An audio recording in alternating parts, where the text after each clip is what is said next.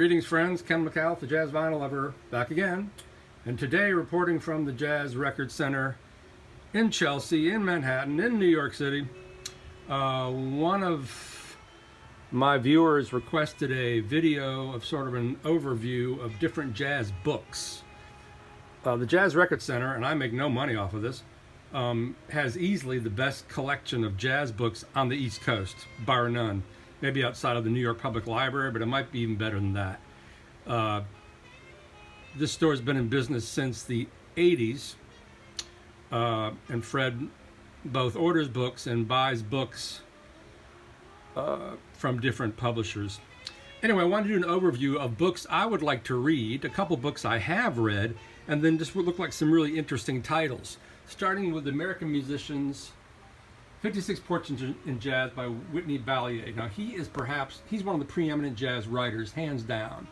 I think he wrote primarily in the 50s and 60s, but a really excellent writer. An overview of the more pervasive musicians of the 20th century. Maybe it's on the back. I feel like getting into it. Whoops! Red Norvo, Sidney Catlett, Ornette Coleman, Lee Konitz. I mean, he knows how to do an interview. It's a great book. And I thought this looked interesting. Freedom of Expression, Interviews with Women in Jazz by Chris Becker. That, I forgot her name on the cover. She just passed a few months ago. A wonderful pianist. But it just looked interesting to me. Jazz is overwhelmingly, unfortunately, a male art form. It's mostly written about by males, performed by males, recorded by males. But there are many women in the world of jazz. I don't see any. Oh, here we go. Terry Lynn Carrington, Dee Dee Bridgewater, Eliane Elias, Carmen Lundy, Anat Cohen, Diane Shure, Sherry Marikel. So that both older musicians and current musicians like Anat Cohen and Sherry Marikel, who's a really great drummer. That looks worthwhile. And then a good overview of Billie Holiday.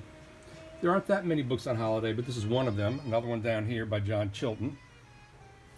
This looked interesting to me. Sounds, an overview of recording sessions by Max Bullman, who I don't know, but perhaps he's a European engineer. But this is pretty deep. Oh, Studio 54, and sessions with Kenny Barron, Mingus Dynasty, Pharoah Sanders, Al Foster, Woody Shaw, Joe Henderson, Clark Terry, Sam Rivers, Art Blakey, Bobby Hutcherson.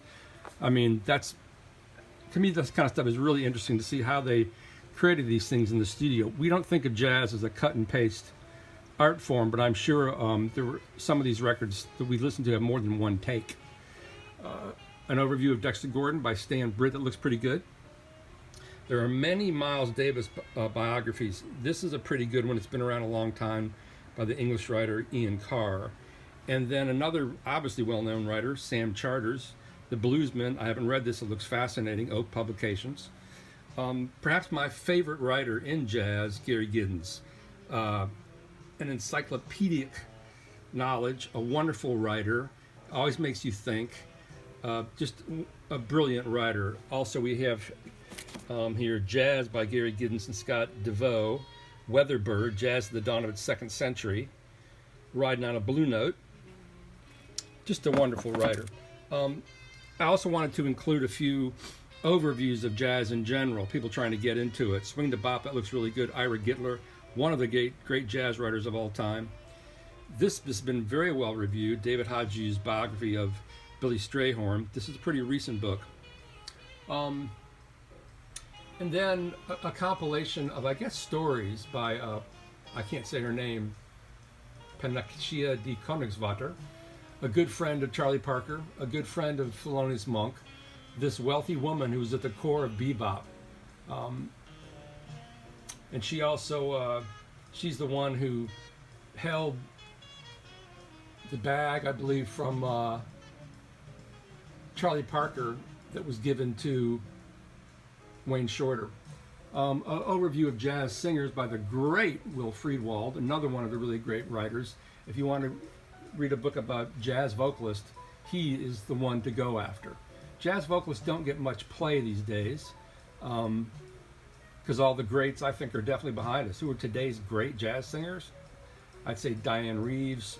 If you haven't ever seen her live, she is a great vocalist. And I'm drawing a blank on the other great jazz vocalists. I like Kurt Elling a lot, to tell you the truth. Diana Krall, to me, she always sounds like a drunk Carmen McRae waking up in an alley somewhere. This looks really interesting to me. Miles Davis in American Culture. That's Miles standing out front. Cool photo on its own. Another overview, which looks really interesting to me, Blowing Hot and Cool, Jazz and Its Critics by John Gennari. Deep in a Dream, this is well reviewed, the biography of Charlie Parker. A good overview of Chet Baker. This is another overview of Charlie Parker by Lawrence O. Koch. And then I saw this, Alan Light's What Happened to Miss Simone. I don't know if the excellent documentary on her was based on Alan's book, but he's a great writer, one of my editors in the past. This is perhaps the most famous book on Charlie Parker by Ross Russell. He being, I believe, Ross Russell of Dial Records, who recorded all those amazing tracks of Early Bird. This is a really good overview. One of the oldest books on Parker, if not the oldest book on Parker. Another good overview by Gene Santoro, a very well-known jazz writer, Stir It Up. Another book I'm really looking forward to reading, The View from the Back of the Band, The Life and Music of the Great Mel Lewis by Chris Smith, which I believe, it's funny, this was written as a what do you call it?